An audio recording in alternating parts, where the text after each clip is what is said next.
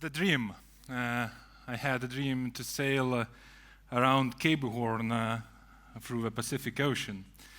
And in the end of last year and in the beginning of this year, during the Christmas time, I was doing that. And basically, I was sailing from New Zealand through all the Pacific Ocean between Antarctica and South America around Cape Horn. And in the sailor's life, this is the most challenging route. And it's compared with Everest in a climber's environment. And mainly because of two reasons. One reason because the distance is quite long. The distance is 6,000 nautical miles. That's around 12,000 kilometers. And basically, for such a distance, you need to prepare a lot because, as you see, there are no islands in between, no stops. The journey takes about 1 month with a sport sailing boat.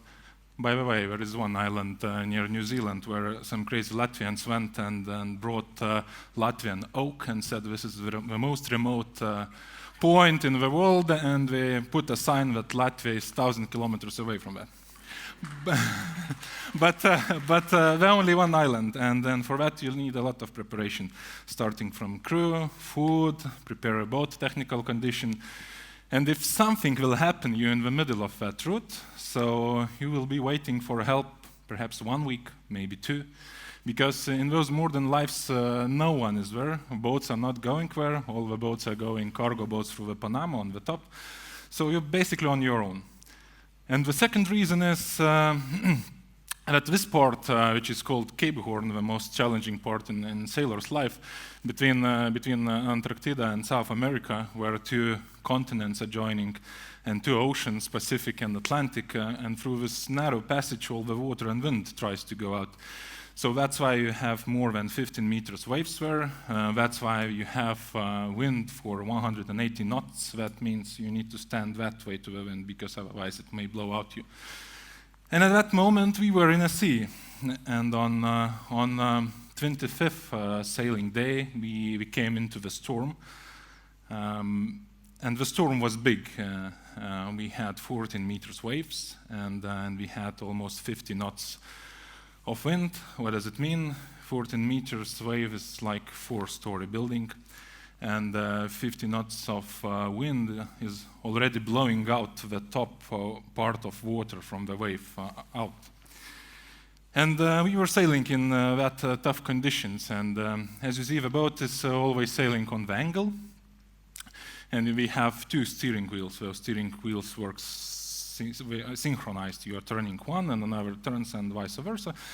And they are made 2 just because which is the top one is more convenient to steer. You have better visibility, you have less amount of water, your crew is sitting nearby, and when the boat is going on another angle, you are just going to another steering wheel.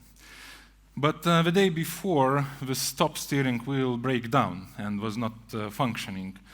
So basically, I have changed another crew member near another steering wheel, which is on the lower part, and basically the boat was on such angle that I need to crawl down to that steering wheel. I took a steering wheel from another crew member, and I didn't fix myself with a safety leash to the boat, because the conditions were really tough, and when you're taking the wheel, you need to focus on the steering, because all your kind of bad movements may cause that the boat will turn around, will break down, and you need really to focus to catch all the waves and wind there. And I don't have one reason why I didn't fix to the boat. Maybe I was afraid of that. Maybe the fixing point was already underwater in such a conditions. The crew was sitting on another part, but I didn't fix myself, and we hit a wave. A big wave, and a big amount of water came through the front of the boat. Basically, 2 persons were sitting on the top part. They were washed out and then hang on their safety leashes. Another person was sitting in the back on those safety rafts, and he was washed out as well. And he got such a big amount of water that his life vest automatically activated, and just because the life vest activated, he stuck in the end of on the boat with his life vest. And I was steering at that moment, and this big amount of water came through me, and I was holding the steering wheel. Basically, my legs raised, and this big amount of water was going through me. And suddenly, the steering wheel broke down, another steering wheel broke down, and I appeared in the ocean, thousands of kilometers away from the shore. And I'm floating in the ocean, and I just heard someone said, "Man overboard." I just tried to swim to the boat, but that's mission impossible because the boat is going so fast, and then you can't catch that boat. And you are floating in such a conditions, and you see that the boat is disappearing. And the man overboard in the ocean looks like that. That's just another white dot in the ocean. And when you are floating there, I understood, I started to think that how much I want to come back to my kids and to my family. So many things yet didn't done in my life, and I have so many things to do. And I wanted to live very much there, and I was hoping that the crew will decide to turn the boat, because the decision might be different, because turning the boat in such a conditions means risk of another 11 persons on the boat in comparison to this one which is floating in the ocean. And if they would turn that boat, it's very challenging to find person in the ocean, because we were doing tests before. And we were throwing out paper box out of the boat, and we were calculating time how long we see that paper box in the ocean, just imitating a man overboard.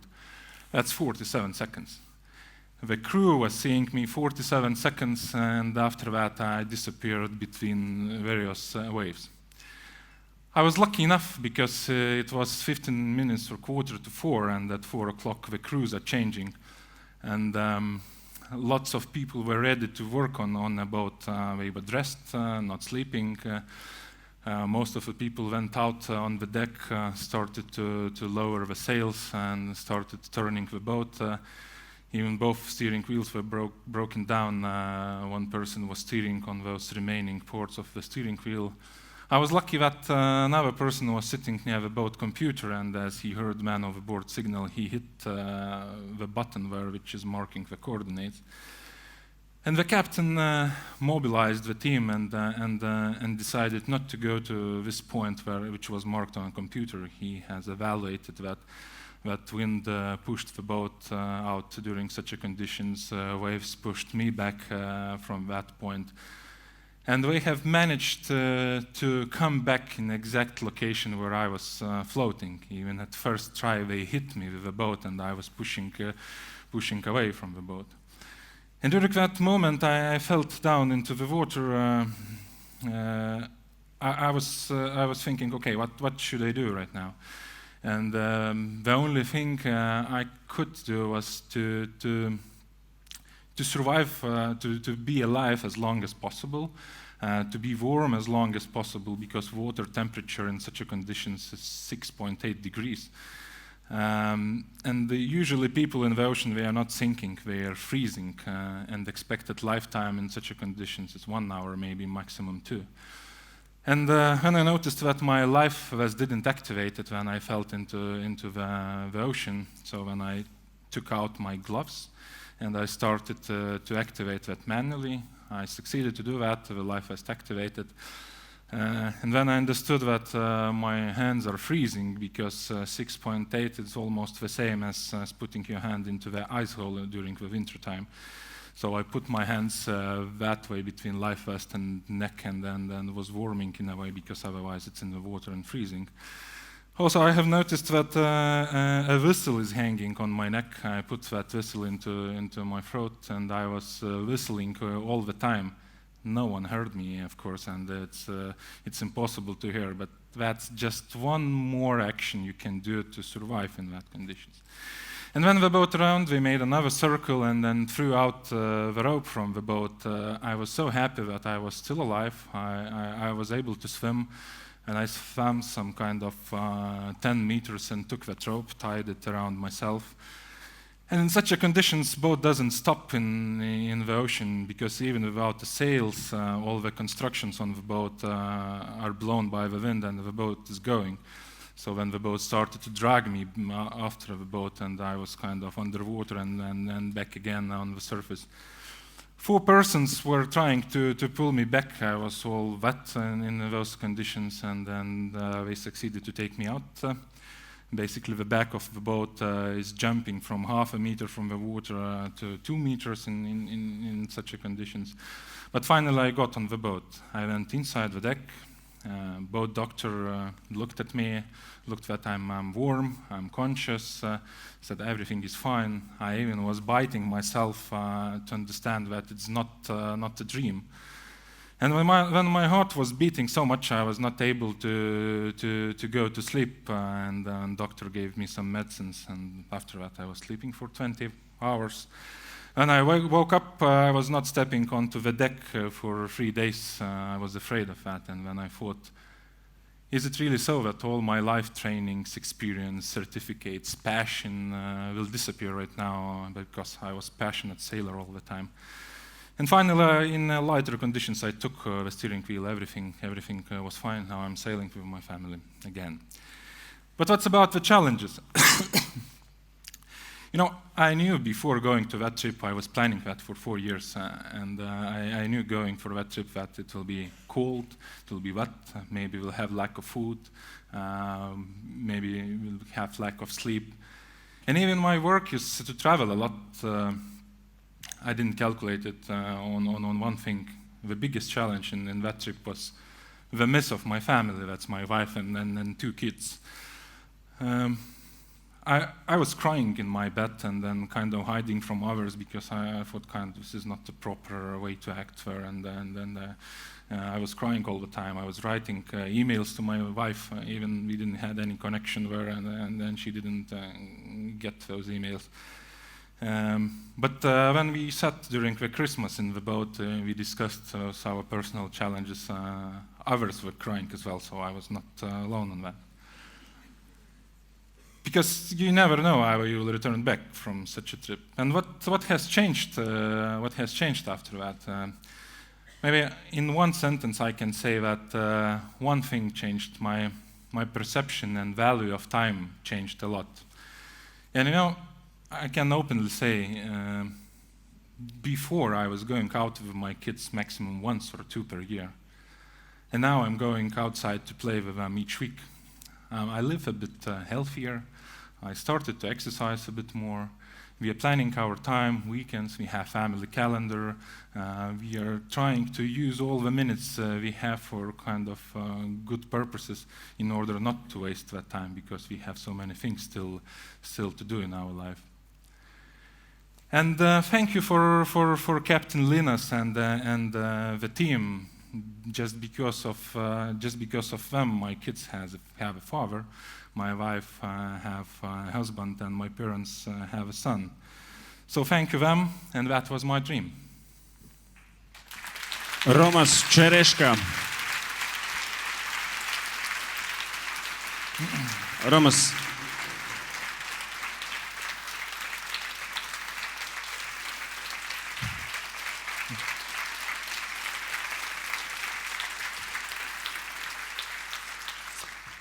I wanted to ask you, does normal people understand survivors? Because you've seen it all and they're like, oh, come on, let's stay and watch TV.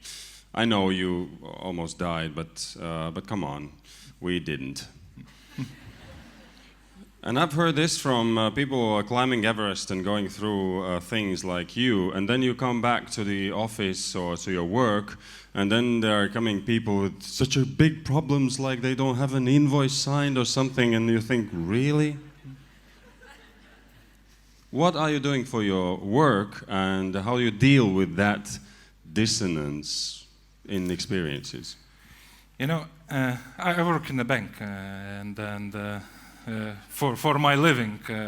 Honestly, I'm holding managerial positions. I'm head of kind of part of Baltic division, so I'm traveling a lot, and that challenge is very relevant to me because I'm usually not at home. But for sure, you are coming back after such a challenges, and even almost 1 year passed. I'm looking to some of the things not so serious as I was looking before, and you understand that all the kind of purposes in your life is not in the work you're doing here. Of course, you need to work, you need to be passionate at work, but that's not the main thing you're doing, perhaps. And I focus to the family. So, as I mentioned, we have a plan, we have a calendar, we have a timing, and even I work. Before I was going to the lunch with a customer, dinner with customer in the evening, and canceling my family dinner. But then I thought, why the hell I'm doing that?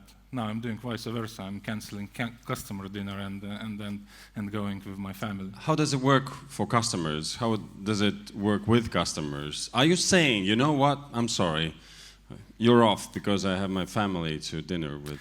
That's a proper planning mostly. Of course, it's rude to cancel last minute, and you're not doing that. And that's a matter of proper planning. And one of the examples, or basically a trade-off. One of the examples, I came to Riga yesterday. I could leave my office at 5 o'clock and go to Riga, come comfortably to the hotel, took a dinner, a beer with colleagues, go to sleep, and then come here in the morning. But I made another choice. I came back home 4:45. I spent a few hours with my kids, went to help my wife for shopping to the shopping mall, and left Vilnius at 8 o'clock. I arrived here at 11 o'clock or past at 11. But that was a trade-off, and that's the way I'm managing that. So here we all are HR people. So is your message that let your employees be more with family, not at work? I think all of us are running, doing the things at work.